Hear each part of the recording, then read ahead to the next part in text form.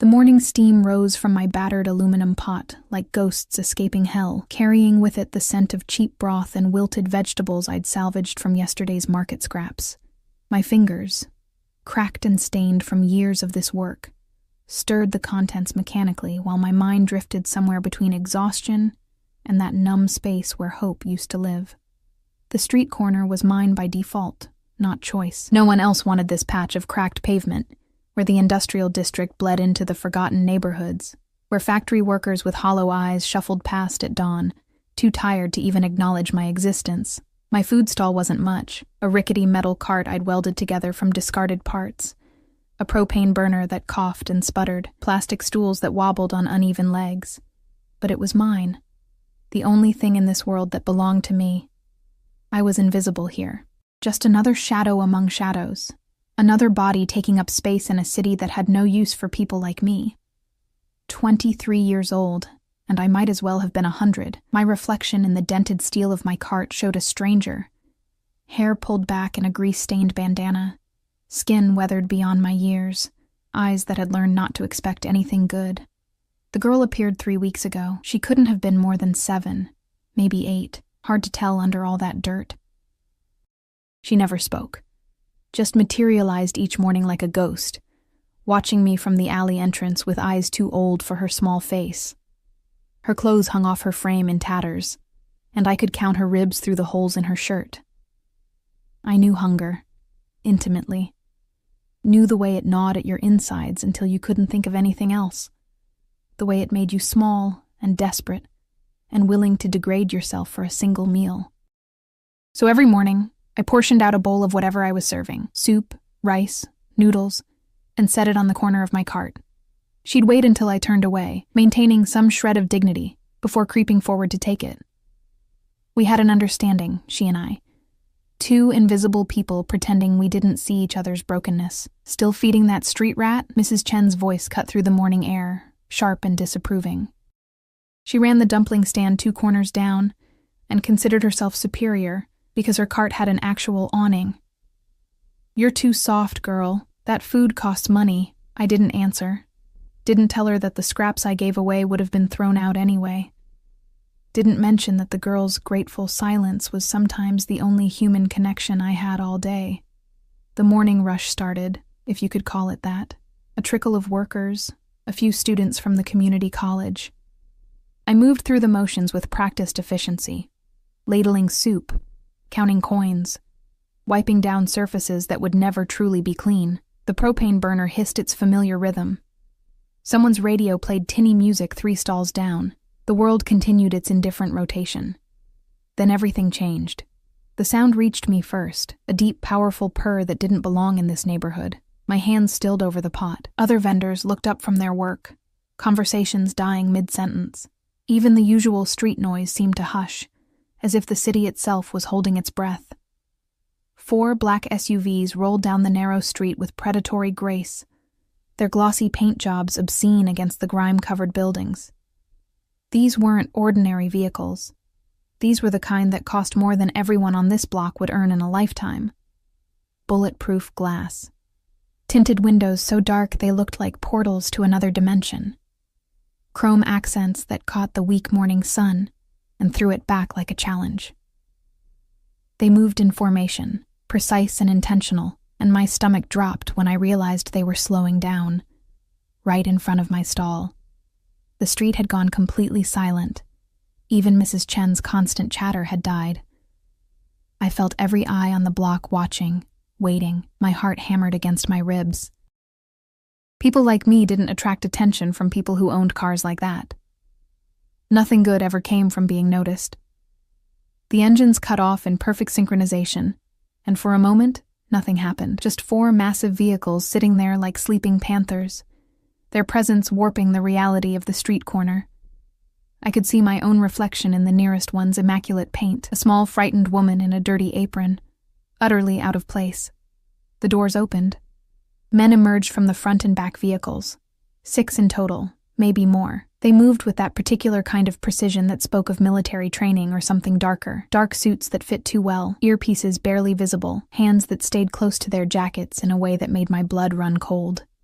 They weren't looking at me. Not yet. They were scanning, assessing, turning our shabby street corner into a secure perimeter. Then the rear door of the second SUV opened. A shoe touched the pavement first. Black leather, polished to a mirror shine. The kind of shoe that had never stepped in anything unpleasant.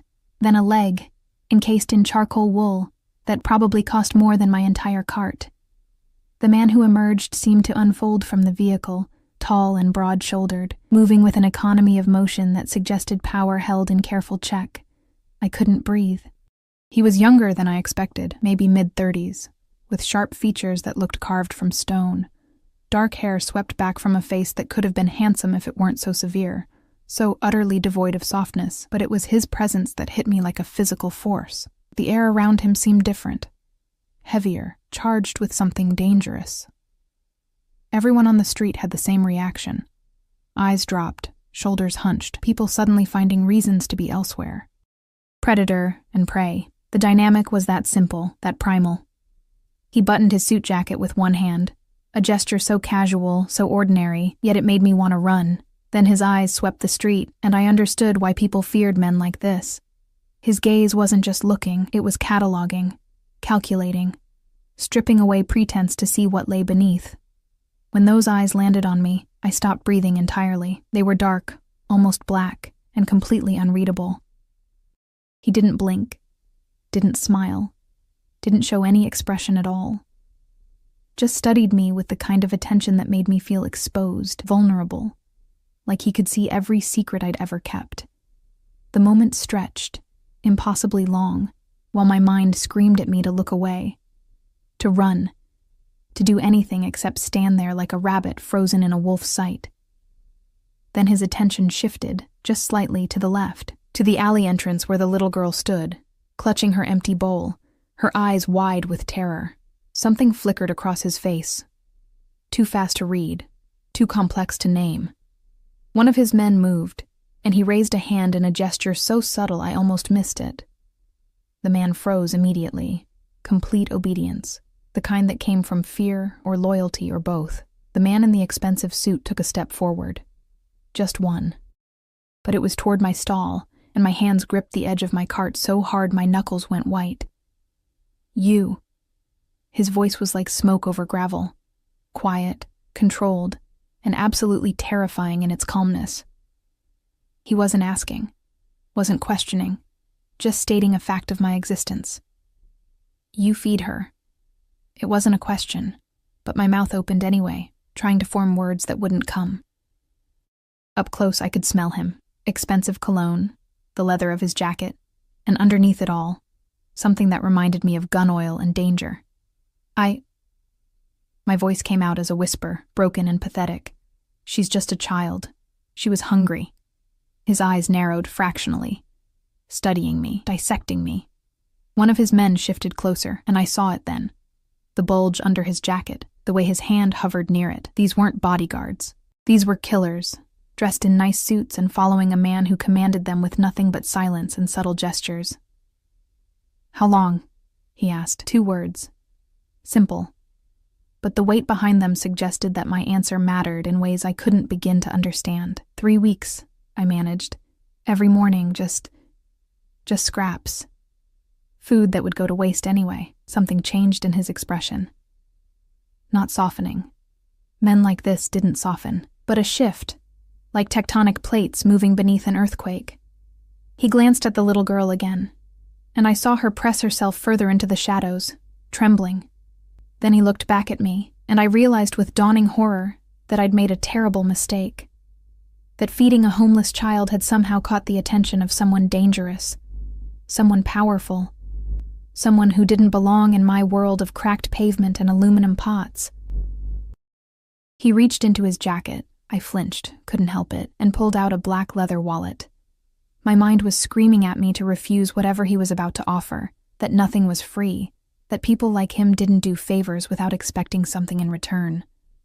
But he didn't pull out money. He pulled out a card. Simple. White. With a phone number embossed in black and nothing else. "Tomorrow morning," he said, his voice still that terrible calm. "You will close your stall. A car will come for you. You will get in it. It wasn't a request. It wasn't even a command. It was simply a statement of what would happen, as inevitable as sunrise. I can't. The words tumbled out, panic making me stupid. This is my business. I can't just close. You will be compensated. He placed the card on my cart with the kind of precision that made it feel like a contract being signed, generously. Why?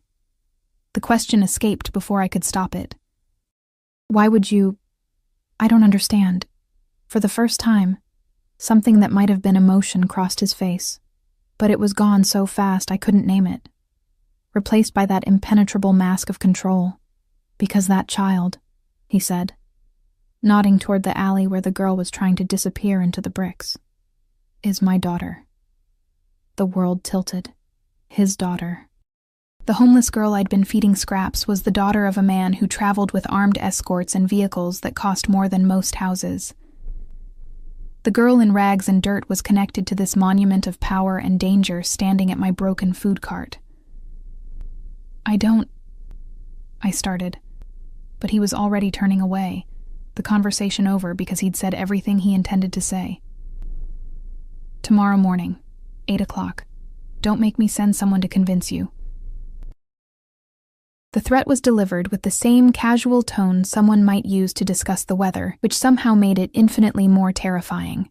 He walked back to his vehicle with that same controlled grace, and his men moved with him like a choreographed dance. Doors opened and closed. Engines purred to life. And then they were gone, leaving only the lingering scent of expensive cologne and the terrible weight of that white card on my cart. I stood there, shaking, while the street slowly came back to life around me. Mrs. Chen was staring at me with a mixture of horror and fascination. Other vendors whispered behind their hands. The girl had vanished completely, disappeared into whatever holes homeless children hide in. I looked down at the card, at the number that seemed to pulse with dark promise. What had I done? What simple act of kindness had I performed that had caught the attention of a man who radiated danger like other people radiated warmth? His daughter. How did a man like that lose track of his own child? Why was she living on the streets, eating my scraps, if she belonged to someone who could buy and sell this entire neighborhood without blinking? My hands were still shaking when I picked up the card. The paper was heavy, expensive, real. This was happening. Tomorrow morning, I would have to make a choice. Get in that car, or refuse a man who clearly wasn't accustomed to being refused. The sun climbed higher, and I went through the motions of my day. But everything felt wrong now, contaminated. That brief encounter had cracked open something in my carefully maintained invisibility, and I didn't know if I'd ever be able to seal it closed again. 8 o'clock tomorrow morning, a car would come, and I would have to decide whether curiosity, fear, or simple survival instinct would win. I didn't sleep that night. How could I? The card sat on the overturned crate I used as a nightstand in my cramped room above the Chinese bakery, glowing white in the darkness like a small rectangle of damnation. Every time I closed my eyes, I saw his face, that carved stone expression. Those eyes that had looked at me like I was a puzzle he was already solving. My room was barely large enough for the mattress on the floor and the hot plate where I boiled water for instant noodles. Pipes groaned in the walls, cockroaches skittered across the cracked linoleum. Through the paper-thin walls, I could hear Mr. Wang snoring and the couple next door fighting in rapid Cantonese. This was my life. Small, invisible, safe in its insignificance. Until yesterday. I turned over for the 100th time, the thin blanket tangling around my legs. His daughter. The words kept echoing in my head, refusing to make sense. That little girl with the hollowed cheeks and frightened eyes was connected to a man who moved through the world like a shark through water. Silent, powerful, utterly in control. What did he want from me? The question gnawed at my insides worse than hunger ever had. Men like that didn't summon people like me for good reasons. They didn't compensate generously without expecting something in return. And that threat, delivered so casually, "Don't make me send someone to convince you," rattled around my skull like broken glass. At 4 a.m, I gave up on sleep. I moved through my morning routine in a daze. Cold water from the communal bathroom down the hall. The same worn clothes I'd patched a dozen times, my hair pulled back with shaking hands. In the cracked mirror above the rust-stained sink, I looked like a ghost. Dark circles under my eyes, skin too pale. A woman disappearing into her own fear. By 6, I was at my cart, going through the motions I'd performed thousands of times. Light the propane burner, fill the pot with water, add the bones and scraps I'd collected. The familiar rhythm should have been comforting, but my hands wouldn't stop trembling. The street woke up around me with its usual sounds. Shutters rolling up, vendors calling out greetings, the rumble of delivery trucks, but everything felt different now, tainted by anticipation and dread. I kept looking up, scanning for black SUVs, for men in expensive suits, for any sign that yesterday hadn't been some kind of fever dream. The little girl didn't come. I set out her usual bowl anyway, placed it on the corner of my cart where she always found it. But the alley entrance remained empty. 7 o'clock came and went. Workers shuffled past, bought their breakfast, moved on with their lives. The bowl sat there, growing cold, steam rising and dissipating into the morning air. She knew. Somehow, she knew not to come today. At 7:45, Mrs. Chen appeared at my elbow, making me jump. "You're closing?" She'd been watching me pack up my cart with the kind of avid curiosity that made my skin crawl. "In the middle of morning rush? Girl, have you lost your mind?" "I have somewhere to be," I muttered, not meeting her eyes. What else could I say? That I'd been summoned by a man who traveled with armed guards and made the air itself feel dangerous. This about those cars yesterday? Her voice dropped to a whisper, as if speaking too loudly about it might summon them back. "Everyone's talking. Zhang from the electronics stall says that man is—" She leaned closer, her breath smelling of garlic and secrets. "They say he runs the entire Eastern District. Everything. The gambling, the protection, I don't want to know." I cut her off, my voice sharper than intended, because she was confirming what I'd already suspected, already feared. Not just wealthy, not just powerful, dangerous in the way that destroyed lives without a second thought. A crime lord. A gang boss. The kind of man whose name people whispered because speaking it aloud might draw his attention, and I'd accidentally fed his daughter for 3 weeks. At 7:58, I locked my cart with hands that wouldn't stay steady. The street felt different. Watching, waiting. Other vendors had found reasons to be near their stalls, pretending not to stare at me. Word had spread. Everyone knew something was about to happen. The black Mercedes pulled up at exactly 8 o'clock. Not the SUVs from yesterday, but the effect was the same. The car was obscene in its perfection. Gleaming paint, windows tinted so dark they looked solid, chrome that caught the morning light. It glided to a stop in front of my cart, as silently as a predator stalking prey. The driver's door opened, and a man emerged. Not the boss from yesterday, but cut from the same cloth. Dark suit, earpiece, eyes that scanned the street with professional efficiency. He was older, maybe 50, with silver threading through his hair and a scar along his jawline that spoke of a violent past. Miss Song. Not a question. He knew who I was, had probably known everything about me before the car even arrived. "I'm here to escort you." My feet felt rooted to the pavement. This was real. This was happening. I could refuse, could turn around and disappear into the warren of streets and alleys I knew so well.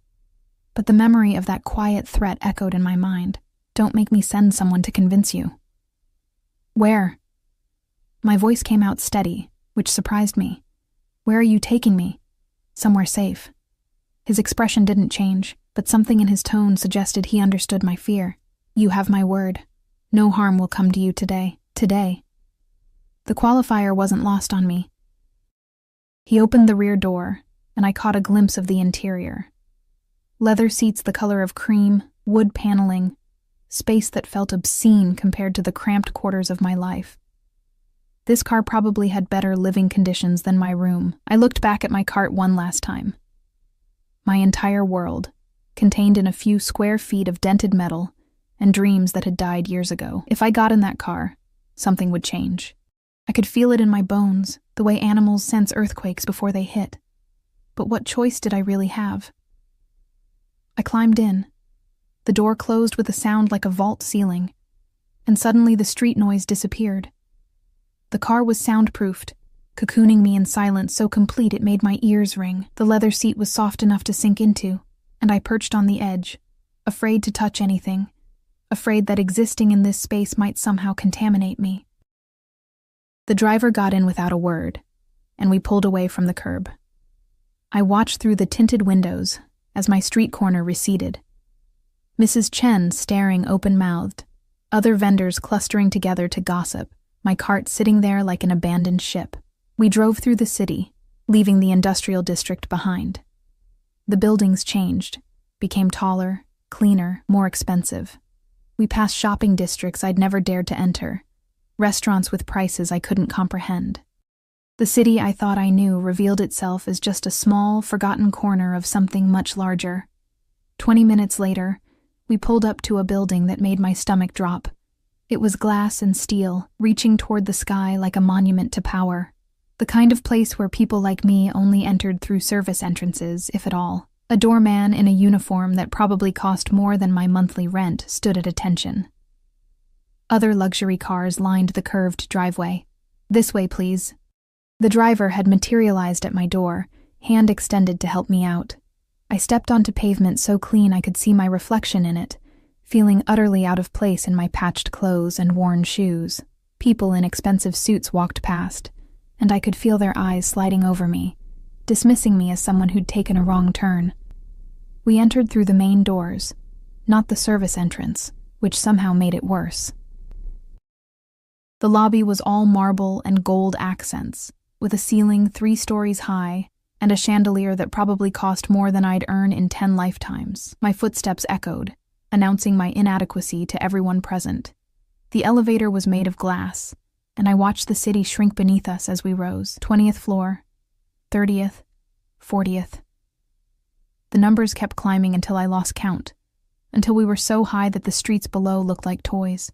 We stopped at the top floor. The doors opened directly into a penthouse apartment that stole what little breath I had left. Floor-to-ceiling windows offered a view of the entire city spread out like a kingdom. The furniture looked like art. Everything was white and chrome and glass. So clean and perfect it didn't seem real. And standing by the windows, silhouetted against the morning light, was him. He turned as I entered, and the impact of his presence hit me all over again. In the daylight streaming through those massive windows, I could see details I'd missed yesterday. The precise cut of his suit, the watch on his wrist that probably cost more than my food card 100 times over. The way he held himself, like a man who'd never doubted his right to occupy space. Miss Song. He said my name like he was tasting it, testing how it felt in his mouth. "Thank you for coming." As if I'd had a choice. "You're wondering why you're here." He gestured to a white leather chair that looked too expensive to sit in. "Please." I sat, perching on the edge again, my hands twisted in my lap. He remained standing, maintaining the height advantage, the power dynamic. Everything about this was calculated, controlled. He moved to a sideboard and poured amber liquid into a crystal glass. "It's 8 in the morning," I said before I could stop myself. The corner of his mouth twitched, not quite a smile, but an acknowledgement of something. Whiskey is appropriate at any hour when discussing family matters. He took a sip, his eyes never leaving mine. "You fed my daughter. I didn't know she was yours," the words tumbled out. "She was just a hungry child. I would have fed any—" "I know." He cut me off, his voice still that terrible calm. "I've had people watching this street for 2 weeks. Watching her. Watching you." He set the glass down with a soft click. "You never asked her for anything, never tried to use her. Fed her. Just—" The admission that I'd been under surveillance should have terrified me more than it did, but I was already so far beyond normal fear that it just added to the surreal quality of the morning. Why was she on the streets? The question burst out before I could consider whether asking it might be dangerous. If she's your daughter, why was she living like that? Starving? Alone? Something dark crossed his face, and for the first time, I saw emotion crack through his controlled exterior. Rage. Barely leashed, burning just beneath the surface. Her mother took her. The words came out clipped, precise, each one costing him something. Took her and ran. thought she could hide, thought she could use my own daughter as leverage, as a bargaining chip in games she didn't understand. He turned back to the window, his shoulders rigid. She left May on the streets when she realized I was closing in, abandoned her like trash rather than let me find them together. May. The little girl had a name now, and somehow that made everything more real, more painful. "Where is she now?" I asked. "May, is she safe?" He looked at me then, really looked at me, and I saw something shift in his expression. Surprise, maybe, that my first concern was the child rather than my own safety. "She's in the next room, with a doctor getting proper care." He paused. "She won't speak. Hasn't said a word since we found her yesterday. The trauma..." His jaw clenched. "But she pointed to you. In the photographs we showed her of the street. Pointed to you and held up her bowl." My throat tightened. She just needed someone to see her, to acknowledge she existed. "Yes." The single word carried weight I didn't fully understand. He moved closer, and I had to fight the urge to press myself back into the chair. "Which brings us to why you're here." This was it. The real reason. The price for whatever compensation he'd promised. May needs stability, routine. Someone she trusts. He stopped directly in front of me, and I had to crane my neck to meet his eyes. Someone who showed her kindness without expecting anything in return. Someone who saw a child, not an opportunity. "I don't understand. I want you to take care of her." The world tilted again, reality shifting beneath my feet. "What?" "Move into this building. A separate apartment, fully furnished and secured.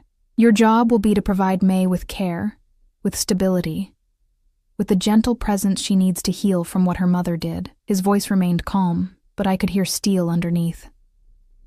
"You'll be compensated well enough that you'll never need to worry about money again. All I ask is that you give my daughter what she needs most, someone who sees her as a person, not as a pawn." I opened my mouth, closed it, tried to process what he was offering. Leave my life behind, live in luxury, care for a traumatized child. It sounded too good to be true, which meant it probably was.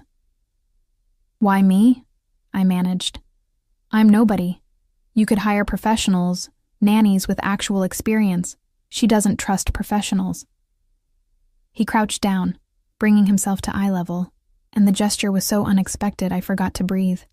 "She trusts you, the woman who fed her when she was invisible to everyone else. That's not something money can buy." His eyes were so dark, so intense, and this close I could see the faint scar along his temple, the exhaustion he hid beneath that controlled exterior. This was a man who'd been searching for his daughter, who'd probably torn the city apart looking for her. And now he was here, asking, not ordering, actually asking for my help. "I need time," I whispered, "to think. It's too much. I can't just..." "You can." He stood, towering over me again. "Because the alternative is going back to that street corner, knowing that you walked away from a child who needs you. Knowing that the only person she reached for in her trauma was you, and you chose a dented cart and a life of invisibility over helping her heal." The manipulation was skillful, brutal in its simplicity. He knew exactly what strings to pull, exactly how to make the choice feel like no choice at all. "Can I see her?" The words escaped before I realized I'd decided. Before I agree to anything. "Can I see May?" He studied me for a long moment, then nodded. "Follow me." We walked through the penthouse, past rooms that looked like magazine spreads, until we reached a door at the end of a hallway. He opened it quietly, and I saw her. May was curled up on a bed that looked like a cloud, wearing clean clothes that actually fit her, her hair washed and brushed. A woman in medical scrubs sat nearby, making notes on a tablet. But May's eyes were fixed on the window, staring out at the city with that same haunted expression I'd seen in the alley. Then she saw me. Her whole body went rigid, and for a heartbeat, I thought she was afraid, but then she scrambled off the bed and ran. Actually, ran straight to me. Small arms wrapped around my waist, her face pressed against my stomach, and I felt her trembling. My hands hovered over her, uncertain, before settling gently on her back. She was so small, so fragile. and she was holding on to me like I was the only solid thing in a world that had taught her nothing was safe. Over her head, I met his eyes. And I saw it there. The ruthless calculation, yes, but also something else. Something that looked almost like hope.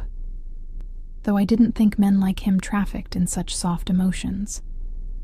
I was trapped. Not by threats or force, but by the weight of a small child clinging to me, seeking comfort from someone who was barely surviving herself. By the knowledge that walking away would haunt me forever.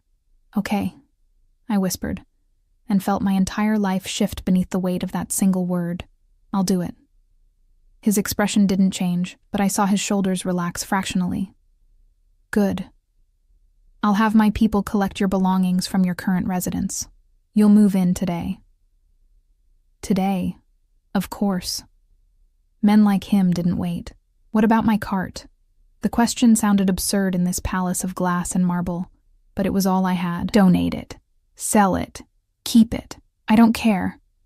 He was already pulling out his phone, messages firing off with efficient taps. You won't need it anymore. Just like that, my old life was being erased, packaged up and filed away as irrelevant. I should have felt relief, escape from poverty, from hunger, from invisibility. But all I felt was the ground disappearing beneath my feet, and the terrible certainty that I'd just made a deal with someone far more dangerous than I could comprehend. May pulled back, looking up at me with those ancient eyes, and something in my chest cracked open. Whatever I'd just agreed to, whatever price I'd eventually have to pay, I was committed now. For better or worse, my life belonged to the man standing behind me, radiating control and danger like other people radiated warmth. The apartment he gave me was on the 38th floor, 4 levels below his penthouse. When the driver, whose name I learned was Chen, opened the door, I stood frozen in the hallway, unable to process what I was seeing. This wasn't an apartment. It was a dream rendered in marble and glass. The kind of space I'd only glimpsed in magazines left behind at cafes. Floor-to-ceiling windows overlooked the city, making me feel like I was floating above the world I'd known. The living room alone was larger than the entire building I'd lived in above the bakery. Miss Song? Chen's voice was patient. Would you like me to show you around? I nodded, mute, and followed him through rooms that seemed to multiply endlessly. A kitchen with appliances I didn't recognize. A bedroom with a bed so large I could have fit 5 people in it comfortably. A bathroom with a tub that looked like it belonged in a spa. All white marble and gold fixtures. Your belongings will arrive within the hour, Chen said. Though Mr. Zhao has arranged for a stylist to come tomorrow. He thought you might appreciate new clothes more suited to your new position. New position. As if I'd been hired for a corporate job, rather than pulled into whatever this was. Where's May? I asked. The apartment was beautiful, but it felt empty. Sterile. Wrong. The medical staff is still with her upstairs. Mr. Zhao thought you might need time to settle in first. Chen's expression softened slightly. The child has been through considerable trauma. The doctors want to ensure she's physically healthy before establishing a routine. I nodded, but my hands were shaking again. The reality of what I'd agreed to was starting to sink in. I was going to be responsible for a traumatized 8-year-old who wouldn't speak, whose mother had abandoned her on the streets, whose father was a crime lord who commanded fear with a glance. What did I know about caring for children? About trauma? About any of this? Mr. Zhao will join you for dinner this evening, Chen continued. 7 o'clock. He wants to discuss May's care plan and your responsibilities. Of course he did. Everything controlled, everything planned. I wondered if he ever did anything spontaneous, if he ever let himself be anything other than this monument of cold efficiency. Chen left, and I was alone with my thoughts in this overwhelming space. I walked to the windows and looked down at the city spread below. Somewhere down there was my street corner, my cart, my old life. From up here it was invisible. Just another forgotten corner of a city that never stopped moving. My phone buzzed. A cheap device that looked absurd in this luxury apartment. A text from an unknown number. Your building access code is 8273. Use the private elevator. Don't be late for dinner. ZZ for Zhao. Even his texts were commands. The next few hours passed in a blur. My belongings arrived in a single cardboard box, everything I owned in the world fitting into a space smaller than the bathroom closet. The contrast was almost funny, almost. I showered in that enormous bathroom, watching street grime swirl down a drain that probably cost more than a month's rent at my old place. The hot water felt like a luxury I didn't deserve, and I stayed under the spray longer than necessary, trying to wash away the feeling that I was being slowly erased. At 6:30, I stood in front of my pathetic collection of clothes, trying to decide what to wear to dinner with a crime lord. Everything was stained or patched or both. Eventually, I chose the least terrible option, black pants with only one visible repair, and a shirt that had faded from navy to something closer to gray. The private elevator required a key card Chen had left on the counter. I rode it up to the penthouse, my stomach churning with nerves, and emerged into that vast space of white and glass. He was waiting in the dining room, standing by a table set for two. He'd changed from his suit into something more casual, dark slacks and a white shirt with the sleeves rolled to his elbows. It should have made him look more relaxed, more human. Instead, it just revealed the corded muscle of his forearms, the strength he usually kept hidden beneath expensive tailoring. Sit. He gestured to a chair, and I obeyed, hating how automatic the response was. A woman appeared from the kitchen, middle-aged, wearing an apron, carrying plates of food that smelled incredible. She set them down without a word and disappeared again. The meal was simple but elegant. Grilled fish, steamed vegetables, rice, nothing like the elaborate feast I'd expected. "May won't eat rich foods," he said, as if reading my thoughts. "Too much time surviving on scraps. Her stomach can't handle it yet, so we eat simply." The casual mention of his daughter's suffering, delivered in that same controlled tone, made something twist in my chest. I picked up my chopsticks with trembling hands. "The doctors say she's malnourished but otherwise healthy," he continued, taking a bite of fish. "No signs of physical abuse, thank God. But the psychological damage..." He paused, jaw clenching. "That will take time." "What happened?" I asked quietly. "With her mother?" His eyes lifted to mine, dark and unreadable. For a moment I thought he wouldn't answer. Then, Lynn was my accountant, smart, beautiful, ambitious. I trusted her with my businesses, with my finances, with my daughter. His voice went cold. She was stealing, had been for over a year. When I discovered it, she panicked, took May and ran. But why abandon her? Why not just... Because Lynn was meeting her lover, a man she'd planned to run away with using my money. The words came out flat, emotionless.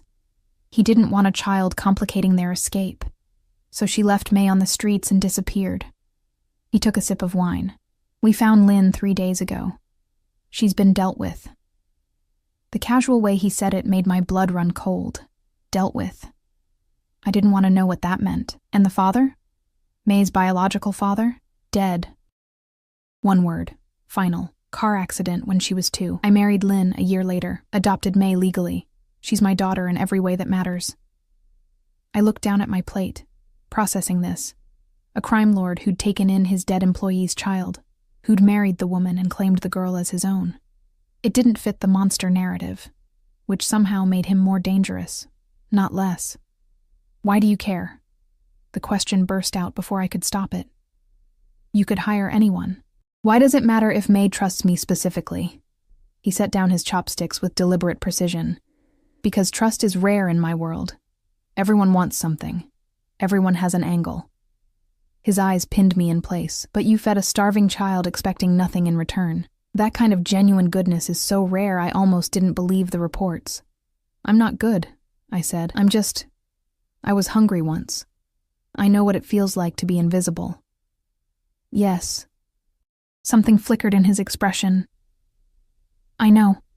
I had you investigated thoroughly. Parents dead in a factory fire when you were 16. No other family. Been on your own ever since. Never arrested.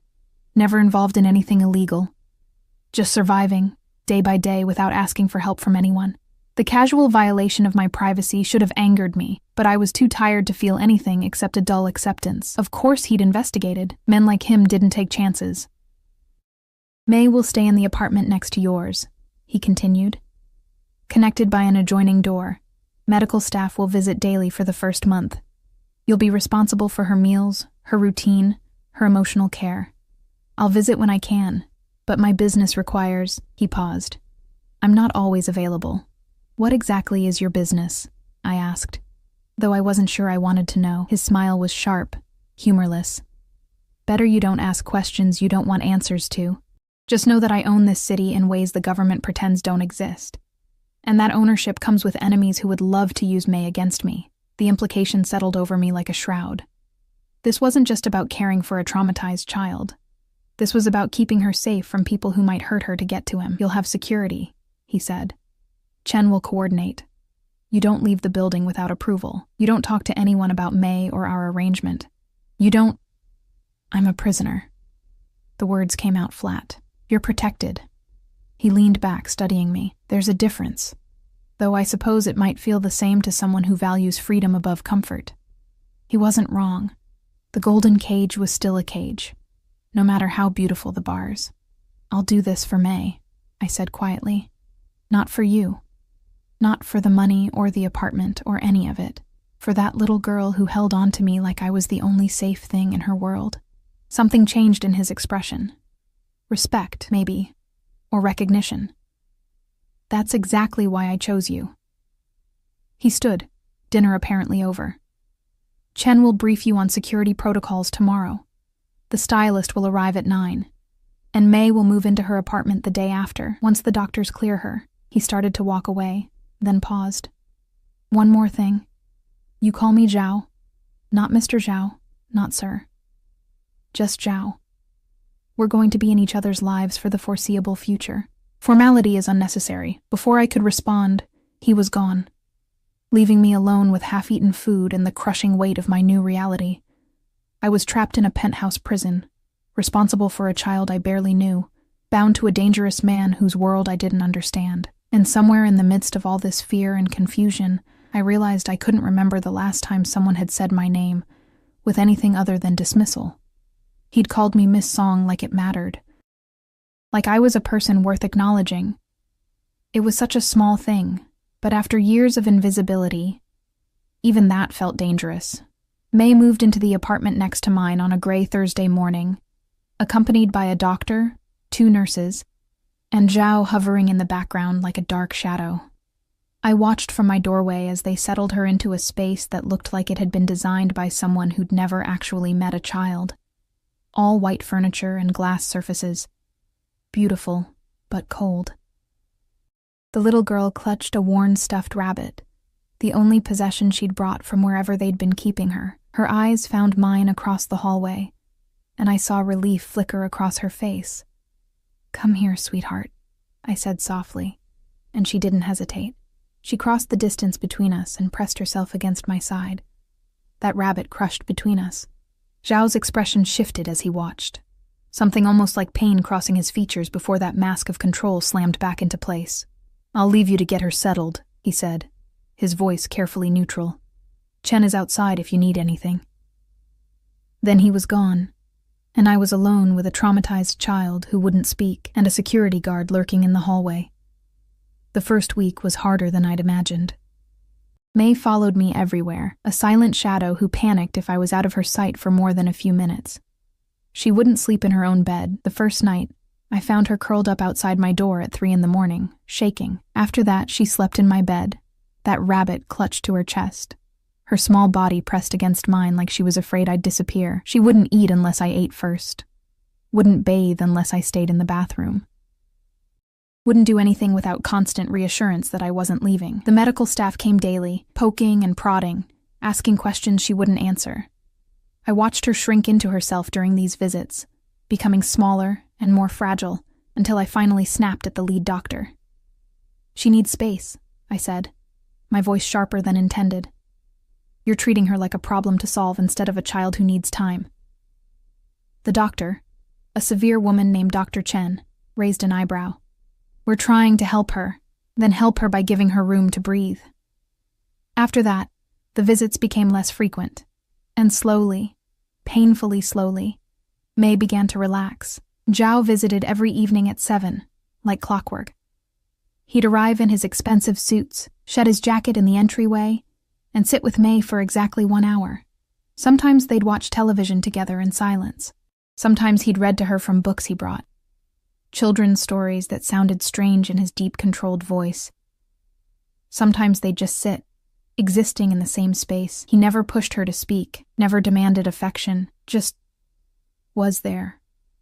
Constant. Reliable. I'd watch from the kitchen, pretending to prepare dinner while actually studying this strange dynamic. The most dangerous man I'd ever met. Sitting cross-legged on the floor with a mute 8-year-old. Reading about magical kingdoms and brave princesses. It didn't fit. None of this fit. "You're staring," he said one evening. Not looking up from the book, I flushed, caught. It's strange. Seeing you like this." "Like what?" He turned a page, his voice mild. "Human." That made him look up. May had fallen asleep against his shoulder, her rabbit tucked under her chin. His hand rested on her back, protective, gentle. "You thought I was a monster. I thought you were dangerous. I am dangerous." He said it simply, a statement of fact. But not to her. Never to her. Something in my chest tightened. I moved closer, kneeling beside them. "She trusts you. Even after everything, she shouldn't." His jaw clenched. I failed her. Let Lynn take her. Didn't realize what was happening until it was almost too late. "You found her. You brought her home." After she'd been living on the streets for 3 weeks, eating scraps, sleeping in alleys. His voice went cold, but I heard the self-loathing underneath. What kind of father allows that to happen? The kind who's human enough to make mistakes. I reached out without thinking, my hand covering his where it rested on May's back. "She's safe now. That's what matters." He stared at my hand on his, and I realized what I'd done, touched him. Offered comfort to a man who probably had people killed for less presumptuous gestures. I started to pull away, but his other hand caught mine, holding it in place. "Thank you." 2 words. Quiet, almost vulnerable. For taking care of her. For being what she needs. His hand was warm, calloused in unexpected places. Our eyes met, and something shifted in the air between us. Something dangerous and electric that made my breath catch. Then May stirred, and the moment shattered. He released my hand and stood carefully, lifting her with an ease that spoke of practice. "I'll put her to bed." I watched him carry her to my bedroom, because she still wouldn't sleep in her own, and tuck her in with a gentleness that seemed impossible from a man who radiated controlled violence. He kissed her forehead, whispered something I couldn't hear, and then he was striding past me toward the door. "Zhao," I called out, and he paused. "You're a good father. Whatever else you are, you're good to her." His shoulders tensed. "Don't make the mistake of thinking I'm good, Anya." My name in his mouth felt intimate, dangerous. I'm not. I just love my daughter enough to pretend. Then he was gone, leaving me with the echo of my name and the lingering warmth of his hand on mine. The weeks blurred together. May began to smile, small, tentative things that felt like victories. She started drawing, filling page after page with images of flowers and sunshine and, always, a woman and a small girl holding hands. Not her and her mother, her and me. The stylist came and went, leaving behind a wardrobe I'd never have chosen for myself. Soft sweaters, comfortable pants. Nothing as expensive as Zhao's clothes, but nicer than anything I'd ever owned. I caught him watching me one evening when I wore a blue sweater, something heating in his gaze before he looked away. Chen taught me the security protocols. Cameras everywhere, panic buttons, codes and procedures. The building was a fortress, and we were locked inside it, but it didn't feel like a prison anymore. It felt like safety, until the night everything changed. I woke to May screaming, not crying, screaming, a sound of pure terror that had me out of bed and running before I was fully conscious. She was sitting up, eyes wide and unseeing, caught in a nightmare that had her clawing at her own arms. "May, sweetheart, it's okay." I reached for her, and she lashed out, connecting with my cheek hard enough to make me see stars. "Don't let her find me." The words burst out of her, the first she'd spoken in months. "Don't let Mama find me. She'll leave me again. May, listen to me. I grabbed her hands, holding them firm but gentle. Your mama can't hurt you anymore. You're safe. I promise you're safe. She collapsed against me, sobbing so hard her whole body shook. I held her, rocking, whispering reassurances that felt inadequate against the magnitude of her fear. The door burst open. Zhao stood there in pajama pants and nothing else, his hair disheveled, eyes wild. Behind him, Chen had his gun drawn. What happened? Zhao demanded. Nightmare, I managed. She spoke, Zhao. She finally spoke. He was across the room in 3 strides, kneeling beside the bed. May? Baby, look at me. She turned her tear-stained face to him, and her voice came out small, broken. Is Mama gone? Really gone? His expression cracked, raw pain bleeding through. Yes. She can't hurt you anymore, I promise. You promised before. The accusation in her small voice was devastating. You said she loved me. You said she'd never leave. I was wrong. He pulled her into his arms, and I saw his hands shaking. I was so wrong, and I'm sorry. But this I can promise. And Anya and I will never let anyone hurt you again. Anya and I. As if we were a unit, a team. May's sobs gradually quieted, and she fell into an exhausted sleep between us. Zhao sat on one side of the bed, me on the other, both of us afraid to move and wake her. Thank you, he said finally, his voice rough. For being here. For knowing what to do. I didn't know what to do. I looked down at May's sleeping face. I just held her. Our eyes met across the bed, and I saw something in his gaze that terrified me more than his reputation ever had. Want, need, the kind of dangerous attraction that could destroy what little stability we'd built. I should go, he said, but didn't move. Yes, I agreed, but didn't look away. The moment stretched, heavy with things we couldn't say, shouldn't want. Then he stood and walked to the door, paused, looked back. She spoke because of you, because she feels safe with you. His voice was low, intense. Thank you for giving her that, for giving us both that. And then he was gone, leaving me alone with a sleeping child, and the dangerous realization that I was falling for a man I should fear, a man who could destroy me with a word. A man I was starting to trust despite every instinct screaming that it was a mistake. 3 months passed like a dream I was afraid to wake from. May bloomed. That was the only word for it. She started talking in full sentences, laughing at cartoons, asking endless questions about everything. The haunted look in her eyes faded, replaced by something that looked almost like childhood. She started calling me Anya G, Sister Anya, and the term of endearment made my chest ache every time. And Zhao became a constant presence in our lives. His evening visits stretched longer. 7 o'clock became 8, then 9. He started staying for dinner, the 3 of us eating together like some strange approximation of a family. He taught May to play chess, his patient explanations at odds with the ruthless man I knew he was in the outside world. Sometimes I'd catch him watching me across the table, his dark eyes intense with something that made my skin feel too tight. The touches became more frequent, his hand on my lower back as he passed, fingers brushing mine when we both reached for May.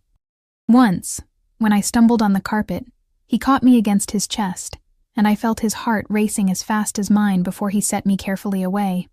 We were dancing around something dangerous, both of us knowing it, but neither willing to name it, until the night Chen knocked on my door at midnight. Miss Song.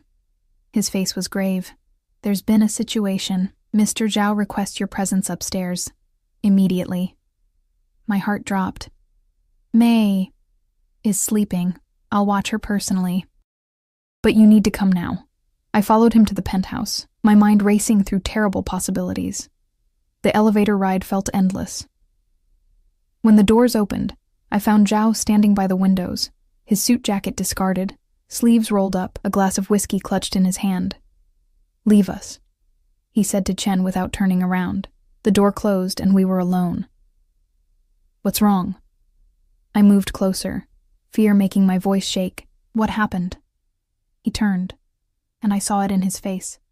fury barely contained, violence simmering just beneath the surface. Someone tried to get to May today. The world tilted. What? A woman approached her school. He'd enrolled May in a private academy 2 weeks ago, with security so tight it felt like a fortress. Claimed to be her aunt, had photographs, documents. It was sophisticated, professional. But May's safe. Because I have good people. He drained the whiskey, set the glass down with controlled precision. But they found her, Anya. My enemies know about May, which means they know about you. The implication settled over me like ice water. I'd been so focused on the bubble we'd built, this strange, safe world, that I'd forgotten what existed outside it. The danger, the violence, the people who would hurt a child to make a point. I'm doubling your security, he continued. You and May don't leave this building without my explicit approval. Not for school, not for anything. I'm bringing tutors here. You're trapping us. The words came out sharper than intended. Locking us away like I should have done from the beginning. He crossed the distance between us in 2 strides, and suddenly he was too close, his presence overwhelming. I was careless. Thought the happiness I saw in both of you was worth the risk, but I won't gamble with your safety. Either of you. Zhao, do you understand what they'll do if they get their hands on you? His voice dropped, becoming something dark and terrible. What they'll do to hurt me. You and May are the only things in this world He stopped, jaw clenching. The only things that matter. The confession hung between us, raw and devastating. I stared up at him, seeing past the control to the fear beneath. He was terrified. This man who commanded an empire built on violence was afraid of losing us. Then teach me, I said. The word surprised us both. Teach me to protect myself, to protect May. Don't just lock us away. Make us strong enough to survive in your world. Something shifted in his expression. That's not a world you want to be part of. I'm already part of it. I stepped closer, closing the gap between us. The moment I fed your daughter, the moment I agreed to this, I became part of it. So stop trying to protect me from reality and help me face it. He stared at me for a long moment, and I saw the war happening behind his eyes. Then his hand came up, fingers threading through my hair, tilting my face up to his. You're remarkable, he whispered. Brave and foolish and completely remarkable. Zhao. He kissed me. It wasn't gentle. It was months of tension releasing all at once, desperate and consuming.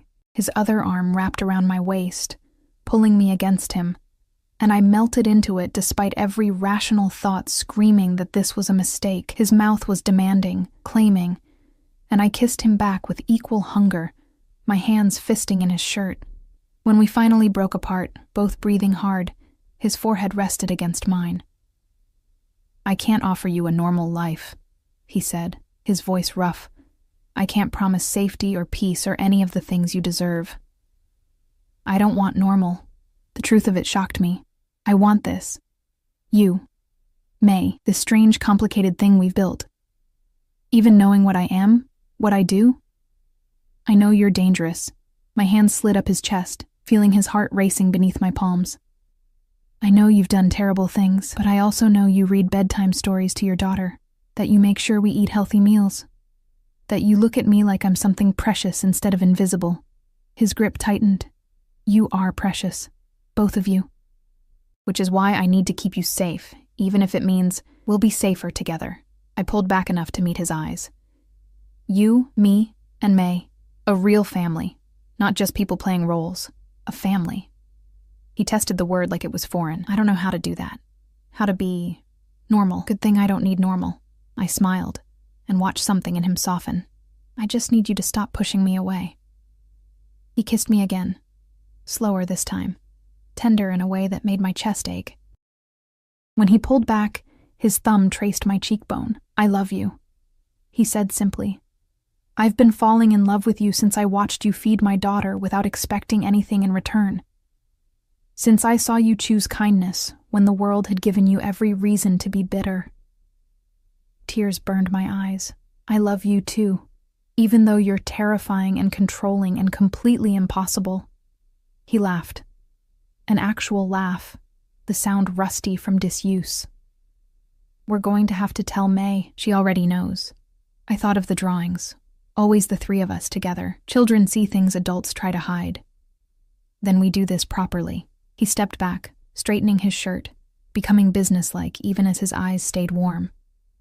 I'll have my lawyers draw up documents. You'll be listed as May's legal guardian if anything happens to me. You'll have access to accounts, properties, everything you need to keep her safe. Zhao, that's not necessary. It is. His voice went hard. My world is dangerous. I have enemies who would love to see me fall. If something happens, I need to know you and May will be protected. That you'll have the resources to disappear if you need to. The reminder of reality was sobering, but I nodded. Okay.